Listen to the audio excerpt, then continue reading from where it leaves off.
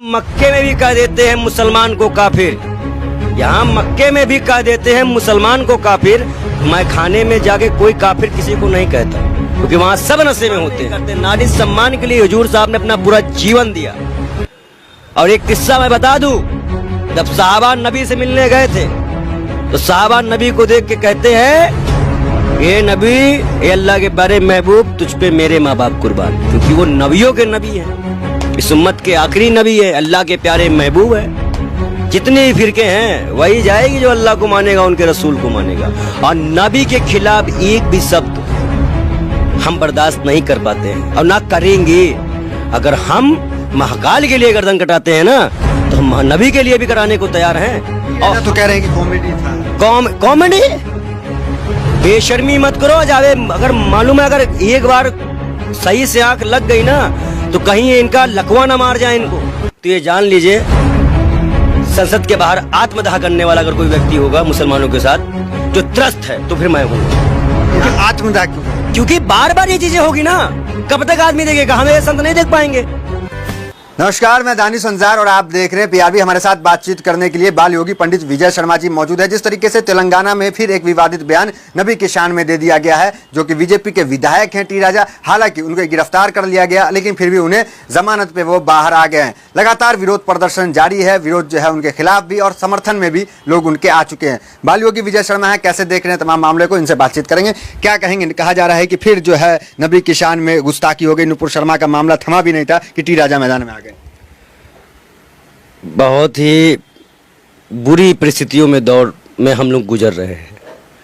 गुजरना इसलिए कह सकते हैं कि बार बार हमारे यहाँ पे हमारे ईश्वर का अपमान कर दिया जाता है, पर हम लोग ऐसे स्तंभ हो चुके हैं कि आज इतने मजबूर हैं इस गवर्नमेंट के आगे कि हम लोग कुछ कर नहीं पा रहे। बहुत बुरी परिस्थितियाँ हैं। मैं 2 दिन अनजल त्याग दिया था। जब से ये मामला चल रहा है, अनजल त्याग दिया। जब गिरफ्तारी हुई तो मैंने व्रत तोड़ा, उसके बाद फिर जमानत हो गई। बड़ी बेहयाई है। नबी की शान में गुस्ताखी मान रहे हैं बहुत ज्यादा। आप बार बार उस चीज को लेकर, एक महिला को लेकर एक नबी की शान में गुस्ताखी कर रहे हैं, जिनका जन्म ही जिहालत के टाइम पे हुआ था, जब महिलाओं को सम्मान ही नहीं मिलता था इस्लाम में, बच्चियों को दफन कर दिया जाता था।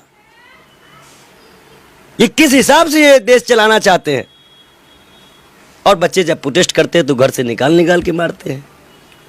तेलंगाना में पुलिस नहीं आपकी काम करती तो आप मिलिट्री लगाते हैं। तो सर, तन से जुदा का कोई नारा देगा तो उससे तो कार्रवाई होगी। मैं ये कह रहा हूं, उस शाहिद बच्चे, आप बार बार अपनी एक ही पार्टी बार बार इस तरह की घटनाएं क्यों करने दे रही है? क्यों किसी की धार्मिक आस्था भड़का देते हो भाई आप लोग? क्यों? आपको किसने कहा है? आप भावुक क्यों हैं? भावुक मैं ये कह रहा हूं, आप बार बार किसी की धार्मिक आस्था क्यों भड़काते हो? कल किसी के माँ के सामने उसके बच्चे को घसीट के ले जाया गया। एक तो नबी की शान में गुस्ताखी, और वो लोग कर रहे हैं। बिल्कुल ये चीज वो कर सकते हैं जो नारी सम्मान नहीं करते। नारी सम्मान के लिए हुजूर साहब ने अपना पूरा जीवन दिया। और एक किस्सा मैं बता दूं, जब साहबा नबी से मिलने गए थे तो साहबा नबी को देख के कहते हैं कि ये नबी, ये अल्लाह के प्यारे महबूब, तुझ पे मेरे माँ बाप कुर्बान, क्योंकि वो नबियों के नबी हैं, इस उम्मत के आखिरी नबी है, अल्लाह के प्यारे महबूब है। और जब वही हमारे नबी प्यारे महबूब अल्लाह के वो गए सैयद फातिमा के पास, तो उनको देख के कहते हैं, हे सैयद फातिमा, तुझ पे मेरे माँ बाप कुर्बान। इतना बड़ा मर्तबा उन्होंने महिलाओं को दिया। शराब बंद कराई कि कोई महिला पिटे ना, सख्ती से हराम कराई इस उम्मत में शराब। यहाँ तो कहते नहीं है कि जो बार बार झुक जाए वो सर नहीं। और यहाँ मक्के में भी कह देते हैं मुसलमान को काफिर, यहाँ मक्के में भी कह देते हैं मुसलमान को काफिर।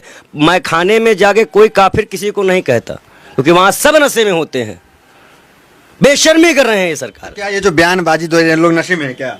मैं आपको बता दूं, दिल रोता है, आत्मा रो जाती है बार बार किसी पे। मालूम है, एक कुरान नाजिल की गई थी उनके टाइम पे। एक कुरान लेके वो मुसलमानों के लिए उतरे हैं, बड़े नियम कायदे। पवित्र कुरान हाथ में लेकर क्या कह रहे हैं? मैं बता रहा हूँ, जैसे श्री कृष्ण ने भगवत गीता लिखी, में दिया, उपदेश दिया, भगवत गीता आई, निष्काम कर्म विमोक्ष पारद, वैसे कुरान आई। और ये दोनों एक हैं। ये खाली नबी के शान में गुस्ताखी नहीं है, ये सभी ईश्वरों के शान में गुस्ताखी है।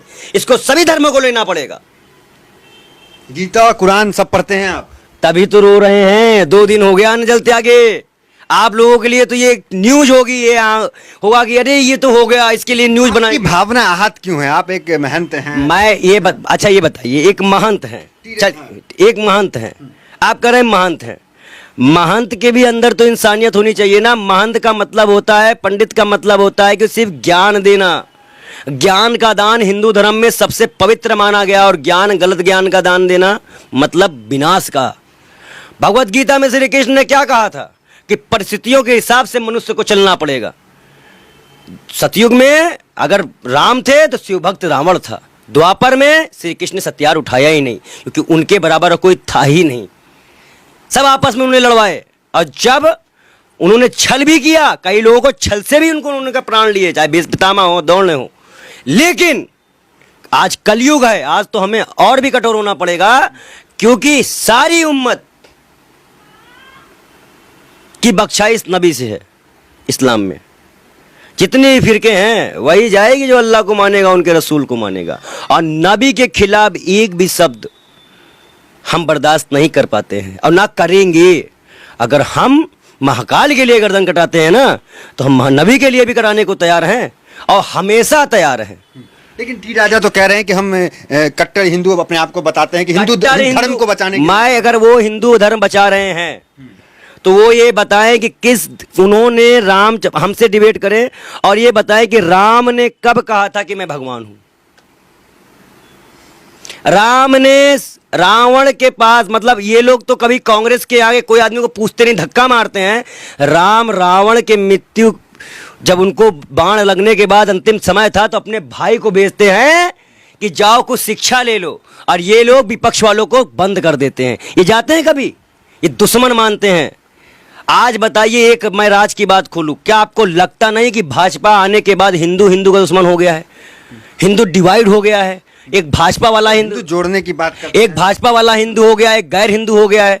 जो भाजपा के हिंदू में काम, एजेंडे में काम करता है, वो राष्ट्रवादी और देशभक्ति वाला हिंदू होता है। जो भाजपा के खिलाफ बोलता है, भाजपा के पक्ष में नहीं बोलता है, नबी और शंकर भगवान को और पूरे समाज को, पूरे धार्मिक आस्थाएं को मानता है, वो कट्टरवादी नहीं बन पाता है, तो उसे देशद्रोही कहा दिया जाता है। नबी की शान में गुस्ताखी प्रलय लाएगी इस देश में। अभी इसके पहले देखिए कितना नुकसान हुआ, सारे देशों ने व्यापार बंद कर दिया था, गल्फ कंट्रियों में। मैंने पहले कहा है, एशिया कंट्रियों में चाइना है, यूरोप में वार चल रही है, बची है गल्फ कंट्री। हम लोगों को क्यों भूखा मारने के चक्कर में? टी राजा तो कह रहे हैं कि कॉमेडी था। कॉमेडी? बेशर्मी मत करो जावे। अगर मालूम है, अगर एक बार सही से आंख लग गई ना, तो कहीं इनका लकवा ना मार जाए इनको। ये बोल ना पाए ऐसे, जो लफ्ज इन्होंने बयां किए हैं। तो कह रहे हैं कॉमेडी है, जिनको पार्ट 2 भी आएगा कह रहे हैं। इस्लाम धर्म जिससे टिका है, उन्होंने उनको प्यारे महबूब अल्लाह के नबी फरमाया है। समझ रहे हैं ना? अल्लाह ने उनको प्यारे महबूब सबसे चहीते। याद करिए इब्लीस का क्या, कैसे बना इब्लीस? खाली मिट्टी के पुतले को सलाम नहीं करना स्वीकार किया। क्या फैसले किया अल्लाह ने? जाओ शैतान बन के बैठो। और आज मुसलमान को मैं एक हिदायत दे दूं, अगर ये नारा आप लगाते हैं कि ताकि रसूल की एक ही सजा तन धड़ जुदा, तो आप रसूल को नहीं मानते हो। आप रसूल को नहीं मानते हो, गुमराह कर रहे हैं लोग। गुमराह कर रहे हैं आपको लोग। रसूल ने माफी की थी, आप शांति तरीके से बैठो। जहां बैठना हो हमें बुलाओ, हम भी बैठेंगे। अगर टोपी भगवा एक बार पूरे विश्व में गूंज जाएगी ना, तो ये सरकार की किरकिरी करवाएंगे, और हम किरकिरी करवाएंगे सरकार से। क्या आपत्ति है आपको? बार बार भारतीय जनता पार्टी के ही लोग आ रहे हैं ना, और कोई पार्टी का आदमी इस तरह काम कर रहा है कि राम को कुछ गलत बोल दे, कोई किसी कुछ बोल। कार्रवाई तो करती है। कार्रवाई हम नहीं जानते हैं।